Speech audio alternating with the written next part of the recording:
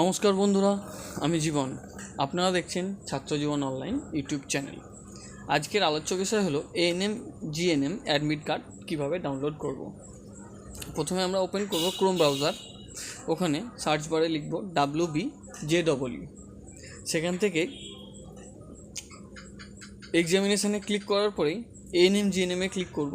একটা scroll down করলে পরেই ডাউনলোড অ্যাডমিট কার্ড লেখা আছে। ওখানে ক্লিক করার পরে আপনি অ্যাপ্লিকেশান নাম্বার এবং ডেট অফ বার্থ, যে অ্যাপ্লিকেশান নাম্বারটা এতে দেওয়া ছিল, ফর্মে দেওয়া ছিল, সেই অ্যাপ্লিকেশান নাম্বার এবং ডেট অফ বার্থটা দিয়ে নিচে ক্যাপচারটা দিলে পরে আমার পেজটা লগ ইন হয়ে যাবে। দিয়ে দিই।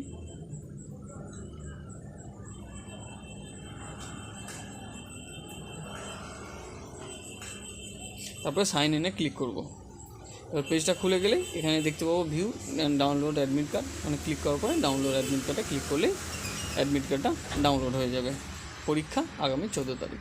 ধন্যবাদ।